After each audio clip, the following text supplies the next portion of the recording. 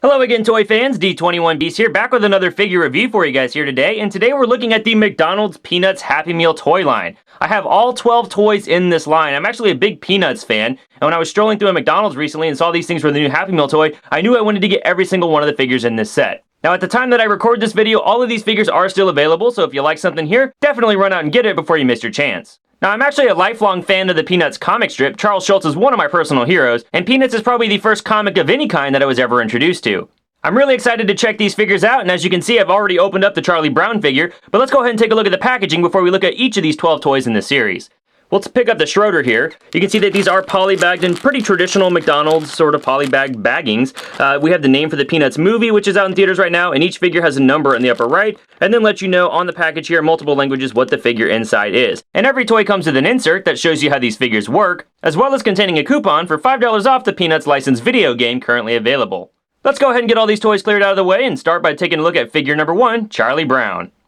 Okay, toy fans, so here we have Charlie Brown out of the packaging, and you can see this is a pretty basic sort of McDonald's Happy Meals toy. There's no articulation to this figure, and he does stand about, well, a little bit over 4 inches tall. Now, he's painted on the front, on his face here, we have some nice detail, and it very much, just like the film that's out right now, evokes the later years of the Charles Schulz art style, where the lines got a little more sort of squiggly, I guess you could say. And as we rotate this figure around, you will see there are some screw holes in the back of the head, as well as a speaker. We've also got a switch here, and if we turn the figure on, the stripe pattern on the back of his shirt produces a sound effect. So let's see if we can hear it. Good grief. And as you can see there, he does have his classic good grief soundbite, but he also has an additional phrase. I can do this. Alright, so obviously not a lot to this figure, but he is very charming. Let's move on to toy number 2. Alright, so toy number 2 is self-anointed child psychologist Lucy Van Pelt. And as you can see, she's very much in the same style as the Charlie Brown figure, and she stands just a little bit shorter than Charlie Brown. She comes in closer to that 4-inch mark. And like Charlie Brown, she's got some minimal paint, but some nice face detail. As you rotate the figure around, you're going to see that she does have some screw holes in the back of her body. She also has a speaker in the back of her head, and she has another switch, just like we saw in Charlie Brown, and you can press the bow on the back of her dress to make her speak some phrases from the movie, or just Peanuts in general. I've been kicked by a dog. You fuckhead. There you go, 2 phrases just like Charlie Brown. I do feel like the speaker quality of this Lucy figure is a bit more tinny than we got with the Charlie Brown, but maybe that's just specific to this figure. Toy number 3 from this toy line is Snoopy the Flying Ace on his doghouse. It stands in great scale with the Charlie Brown figure we've already looked at, and Snoopy himself on top of the house comes in at just at 4 inches, so a pretty good height for this figure. Now, paint-wise, the Snoopy figure is not as accurate as the Lucy or the Charlie Brown that we've already looked at. In the movie, the goggles, the rim around the lenses for the goggles was gold, and on the figure it's just green, so I guess they had a paint budget with these guys, and Snoopy couldn't get the full detail he needed. Also, it looks like the black paint on the nose for the figure hasn't gone all the way to the end of the snout, but outside of that, I think it's a pretty good-looking figure. There is actually a sculpted texture to the fur on the Snoopy figure, and I do wish that there would have been a little bit of black paint on the mouth, just so you could see it a little bit better. But he does have the spot on his back. There's no paint applied to the doghouse, and as you can see, there are some screw holes here. And there are some wheels on the bottom of this doghouse, so you can roll him around and pretend that he's in a dogfight with his arch nemesis, the Red Baron. Toy number 4 in this line is the lovable Linus, complete with his blanket, of course. He's got some great painted detail on the face, and they've also painted each line of hair on his head, which I think is a nice touch. And the shape of his head is very much how it looked in the original comic strips. And if it's not coming through, he's also got sculpted lines there on his shirt. And obviously, he's got an action feature here with his blanket. You can pull it out, and he'll actually rumble in fear as the blanket comes back to him. Haha, I think that's a pretty cute action feature. Scale-wise, he does look great with the Charlie Brown and the Lucy that we've already looked at. And you can see that Linus does stand right around the 4-inch mark. Toy number 5 in this set is Sally and Snoopy in a cardboard box sled, which I think is a great toy. It's got wheels on the bottom of it like the Flying Ace Snoopy toy had, and there's actually a feature where Snoopy will rock back and forth as you slide this toy on a flat surface. Sculpt-wise on this figure, I think the box looks great. I like the way that Sally's hair's been handled. Her sort of a blonde Wolverine hairstyle has come out great. She's got the curls on the forehead here, and Snoopy again has that fur texture applied to his body. Also, I think the paint detail looks nice, and unlike the Flying Ace Snoopy toy, we actually have a black paint applied for the mouth of the Snoopy figure. Scale-wise, she looks great next to the rest of the figures. Again, if we bring in Charlie Brown, you'll see that they are the appropriate size with each other. And this toy does actually stand, if we count the Snoopy, almost 4.5 inches tall. She's in a box, but Sally herself comes up to about 3 inches. Toy number 6 in the line is a very simple Woodstock bobblehead figure, and even at, about 3.5 inches tall, Woodstock is sadly quite out of scale with the rest of the figures in this line. but he still has his own charm to him. They do sculpt the feathers in the back of the head quite nicely, and he does have paint applied to his face. His bobble feature is, well, it leaves a little to be desired, but it does work. Sadly though, the slenderness of this toy does mean he's a bit prone to falling over.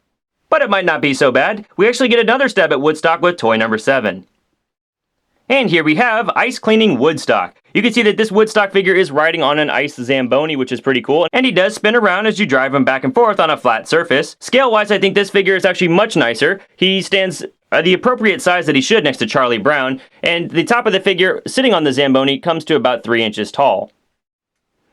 Paint-wise, this figure looks pretty good. We've just got the pink for the Zamboni. The black wheels that don't actually rotate themselves. There are a separate wheel on the bottom that actually does the rotating. We got some light blue here. We have a blue paint applied to the snow cap, and then the Woodstock figure himself is yellow with some black painted on the eyes. And that completes our look at this figure, so let's go ahead and move on to toy number 8. Number 8 brings us to Peppermint Patty, sir. A great looking figure. You can see that she is positioned on a sled here. She's got some nice paint applied to her face, and the sculpt for her hair has come out very nicely. I love the football shape, the way it came out. And she's got a pretty cool action feature, a classic one. As you pull her back, she'll actually wind up and roll forward. But on my cloth display stand, it seems she has a bit of trouble. Let's try that again.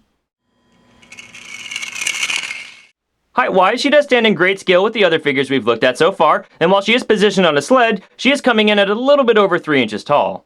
Now, the inclusion of Peppermint Patty in this line does kind of highlight one of the missed opportunities, I think, for this figure series. We don't get a Marcy to go along with our Peppermint Patty. Maybe I'm the only one who's missing Marcy's inclusion, but if we had our choice between having just a Peppermint Patty or having a paired-up toy, kind of like we saw with Sally and Snoopy, I think I would have preferred Peppermint Patty and Marcy to be worked into the same toy. What do you guys think?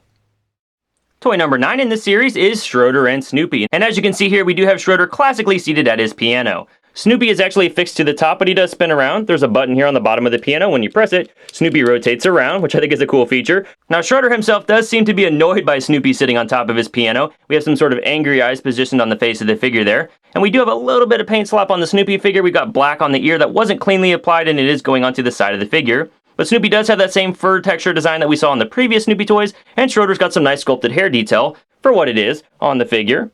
And I'm guessing because of the way this figure had to be constructed, Schroeder has very minimal articulation in his head. In fact, it almost bobbles if nothing else. It won't rotate all the way around completely, but there is a bit of movement here to the head. So, a pretty fun toy, and definitely one you'd probably want to pair up with your Lucy figure. There we go. Now, Schroeder himself is coming in at right around 3.5 inches tall, so again, in great scale with most of the figures in this line. Toy number 10 is called Spinning Snoopy, and it's the only toy in this line that appears to have any assembly required. Fortunately, though, you've just got 3 pieces, and it doesn't seem too difficult, so let's slap it together. Here we've got Spinning Snoopy fully assembled. As you can see here, he does have sort of a branch structure going around his body. We've got a nest at the top with an unpainted Woodstock figure. Snoopy himself is painted nicely and again has that fur texture, and with magnets here, he will rotate, spinning around on the ice that he's on. So, a great feature there. Now, the screw holes in the back of the figure I think are a bit noticeable, but really I think it's probably one of the more fun toys in this line. Height-wise, though, it is the tallest figure in the line, coming right in at 5.5 inches tall. Toy number 11 in this line is the Charlie Brown and Snoopy Bobble. As you can see here, he does bobble while holding his dog, and I think it's a very sweet-looking toy. Both of them are smiling nicely, and he's got some great paint applications. Everything is pretty clean on the front and the back of this figure. Rotating him around, you can see here, he does that, just regular stripe pattern on the shirt. Again, we're getting a screw hole in the back of the head. But he does stand in great scale with the other Charlie Brown in this line, standing right around 4 inches. Finally, we come to toy number 12 in the series. We've got Fifi, a newcomer to the Peanuts universe, introduced in this movie. Now, I don't think it's a spoiler to say, if you can spoil a Peanuts movie, I thought that this dog was going to be the pet that came along with the redheaded girl when she moved into town, as shown in the trailer. But she's not. Fifi is actually featured in the Snoopy Flying Ace versus Red Baron segments of the movie. And we can see that illustrated here in the accessory that Fifi's coming with. We've got an image of the Flying Ace on this sort of key device. Now, how this Fifi figure works is that she'll actually let you plug the key into the back, and then you're going to squeeze this, and it's going to send her rocketing across the table like she's flying with Snoopy. Paint-wise, this figure looks pretty good. She's got paint applied for the mouth and the eyes, probably the most eye detail of any figure in this line. And she's got the same sort of sculpted fur texture that we saw with Snoopy. Scale-wise, she's actually out of scale with the Flying Ace Snoopy in this same line. A missed opportunity if you ask me. But she does stand at right about 3.5 inches tall. Alright, toy fans, well that's my review of the line of Peanuts figures available from McDonald's Happy Meals in November of 2015. Overall, I think there's a lot of charm to this toy line, just like the movie has. Definitely check it out if you haven't seen it. If I had to pick my favorite figure from this series, I'd probably actually pick the Spinning Snoopy toy. That one surprised me a bit. Second favorite though, well, a bit of a boring pick. It's just the Charlie Brown with the sound effects. Sorry, Charlie Brown. Well, thanks for watching this review, guys. Which figure in this line is your favorite? Let me know in the comments below. If you like what you saw here, please feel free to rate, share, and subscribe. Also, be sure to keep up with me on Twitter and Instagram at D21Beast. Thanks for watching, and we'll see you next time.